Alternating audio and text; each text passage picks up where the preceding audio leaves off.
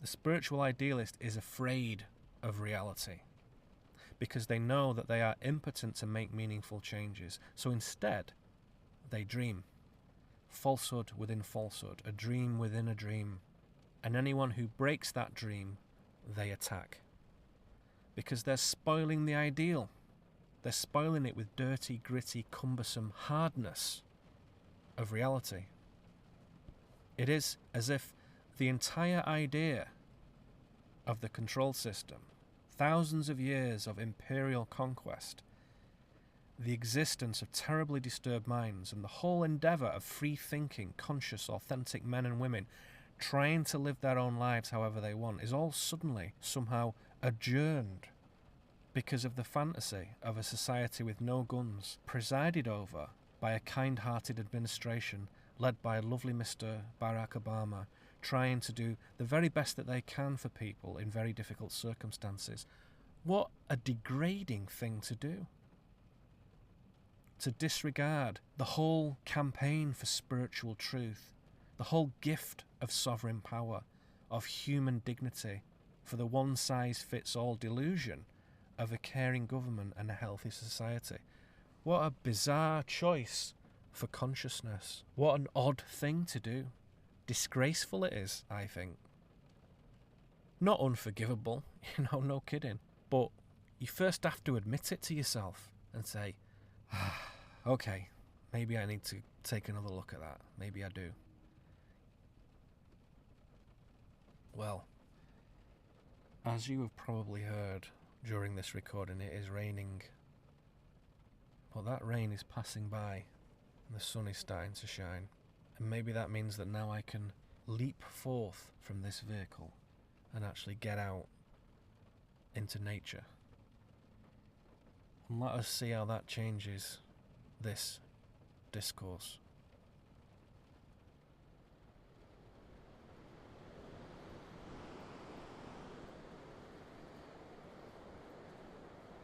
A change of tone now. I can now see the sun on the Pacific Ocean, and this is a beautiful place, and there are forested pyramids to my left. To my right, this enormous Pacific Ocean. It's a lovely winter January day. It's about 50 degrees Fahrenheit, so it's just kind of perfect, really. And in this place, it reminds me of there's a bit in the Lord of the Rings text where Gandalf utters the language of Mordor in Rivendell, and it feels a bit like that, talking about this gun issue here. Kind of is dissonant, and it feels like maybe I shouldn't be doing it, but fuck that. Sometimes you need to utter the language of Mordor. I'm just going to finish off on this, and then we'll talk about something else. But it's so important. I see this as just one huge issue of freedom and liberty. And this is one small part of it. It's not the big thing. But it's one little thing that composes the big thing. And right now, our attention on it is required, in my view.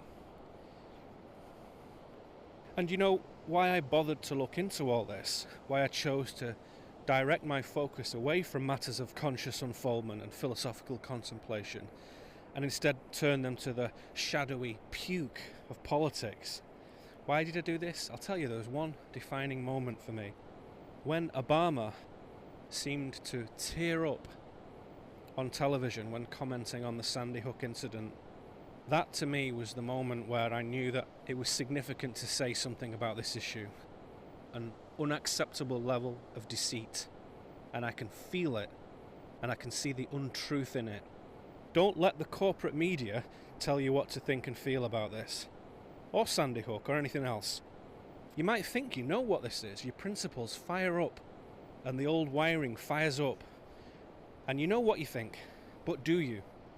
Or might it be an opportunity to upgrade that, to revise it, to re-evaluate it?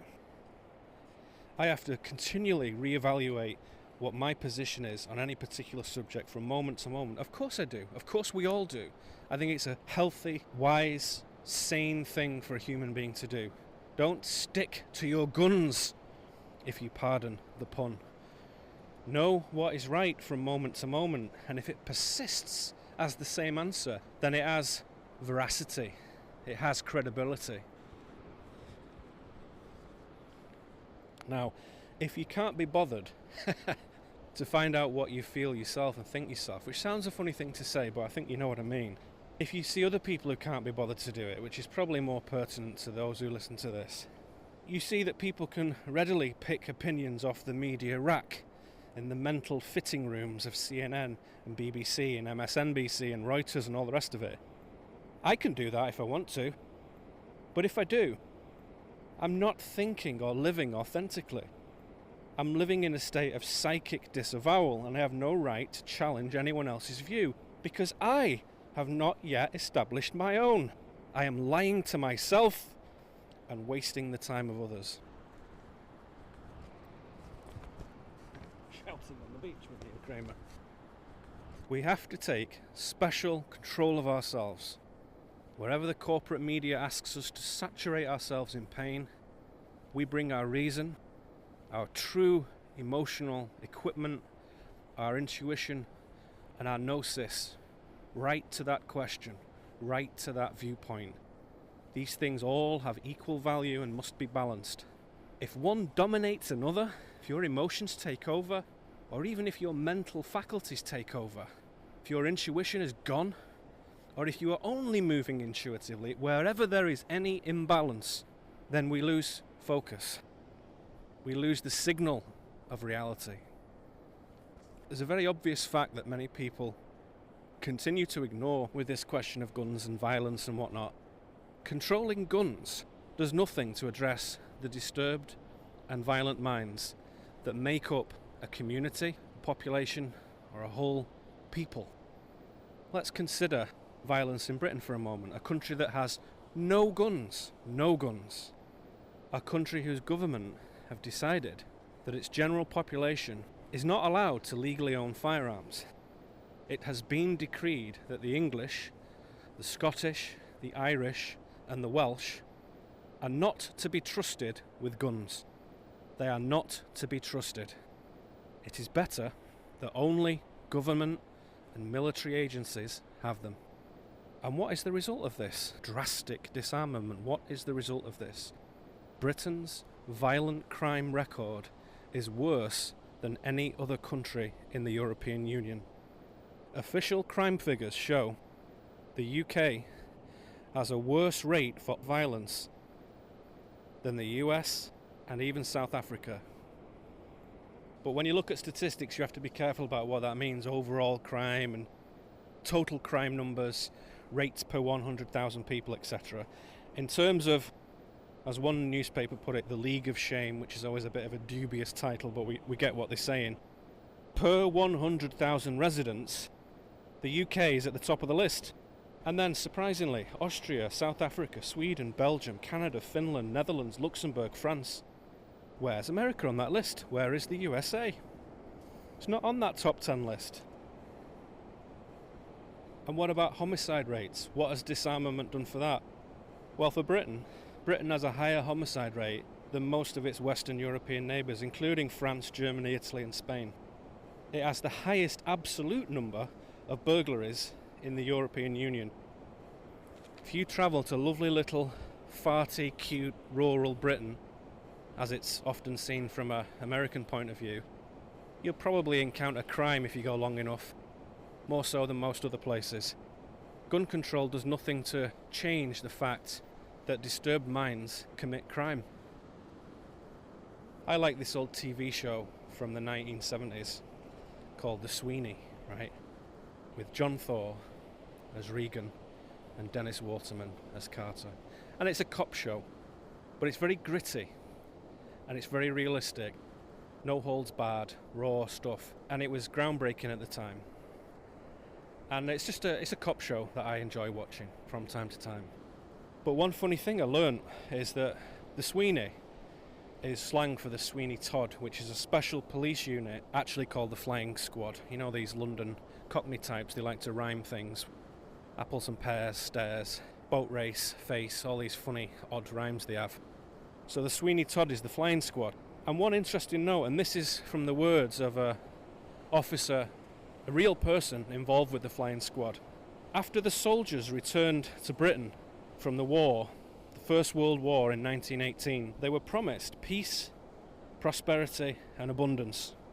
But when countless thousands of these people returned home, the exact reverse situation was true for most of the inner city areas and suburban areas.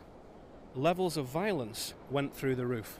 And you can draw whatever conclusions you want from that, but that is a reality. Levels of violence after the First World War went through the roof. They were overwhelming. It was at that time that the roots of the police service known as the Flying Squad were formed. The Flying Squad essentially was a kind of hard-assed police unit. It would cross any districts and boundaries and pursue villains wherever possible. They weren't stuck to their own precinct or boundaries. They could go anywhere and do anything, follow the case wherever the case took them. They were mobile. And so even considering this, the reality of what that does to people, how that changes people, and how that affects minds, that is the question here. The disturbance of one's conscious equilibrium, how that is affected by these matters. And in talking about disturbed minds, I had a point that I was going to raise with Brooks, but I didn't kind of get around to it. So I'll ask this as a question to the listener. Who is more disturbed? You have three choices. Number one, a young man who walks into a Connecticut school and shoots children and teachers. Number two, a military-trained special ops agent who goes into a Connecticut school and shoots children and teachers. And a patsy geek kid. Or number three, a young man who sits in an air-conditioned room in Nevada and remotely controls a drone that kills women, children, elders and innocent bystanders, as well as so-called insurgents, who also does this on a regular basis, gets a paycheck and the personal backing of President Obama. Who is the more disturbed of those three? Are they enormously different kinds of disturbances, or are they very similar? Are they in fact all part of the same disturbance, all the same one thing? Let us see the truth here. This has nothing to do with guns. We have to have the courage to face this and say what it is. We can then talk about solutions, we can then talk about ways out of this mess, and we can look at things we can actually do to improve it.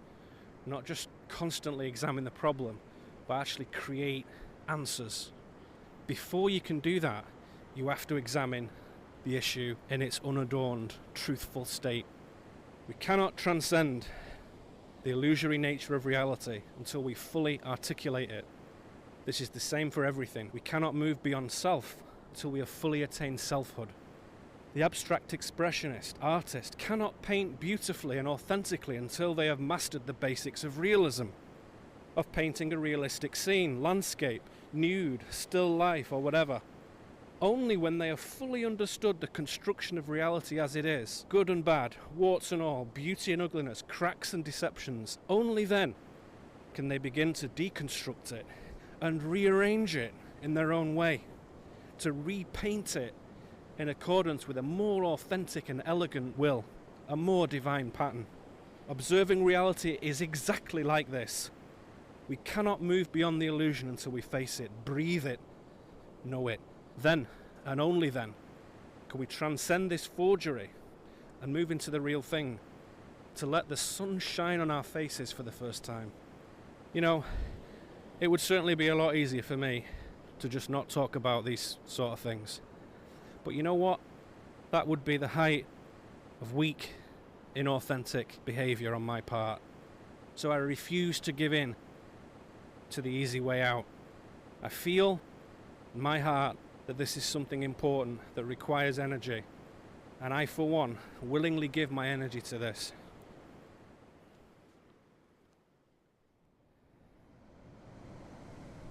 Fortunately, even the issue of the Constitution and the Second Amendment won't always be with us. We won't need to worry about protecting those things because they won't be there. There'll be something else that supersedes it. As we evolve, these instruments of law and contract